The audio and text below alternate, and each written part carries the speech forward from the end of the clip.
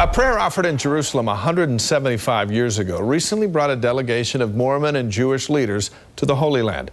Elder Jeffrey R Holland was part of that delegation. I had a chance to talk with him one-on-one about the historic visit and his own personal attachment to Jerusalem.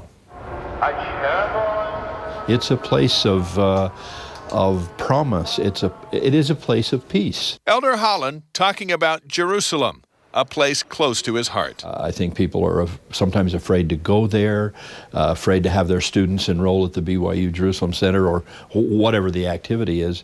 And I just wish people knew what I knew about the land. During his tenure as university president, the BYU Jerusalem Center for Near Eastern Studies, overlooking the city, was established. That's the satisfying thing for me after nearly 3 decades, is to show that we've kept our word and that we're people of integrity, and that we are now, from being some people pretty skeptical about who we were and what we were going to do, to have them come to be advocates and people of genuine friendship. Friendship brought these Jewish and Mormon leaders to Jerusalem to commemorate Orson Hyde's prayer in 1841.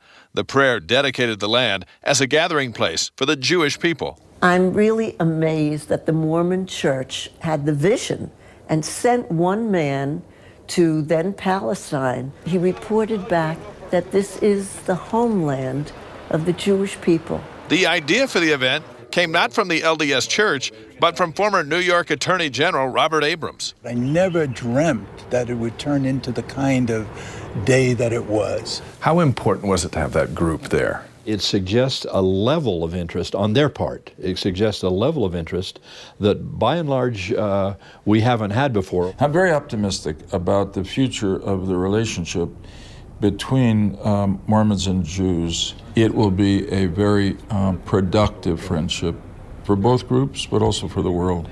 Understanding the history, will there ever be peace in that part of the world? I pray that there will be peace there. There's a lot of complexity to that question and a lot of scriptural evidence that there will still be trouble. But our obligation, I think, is to stand for peace, to live peacefully, to be good, peaceful people, and to do our part. Folks have so much anxiety for what's going on in this country. Well, I won't get political and partisan on that. We've had complex political circumstances. We've had candidates who disagreed, but we've survived that. We've got a lot of good work to do before the end of the world, whenever that is. One last question for the former BYU president. Okay, true or false? Middle of the night in Great Britain, BYU's playing Utah. Are you awake watching? Yeah, I watch, and I stream KSL. So, so yeah, I may be silly, but I'm not foolish. You know, I'm gonna make sure I catch a game.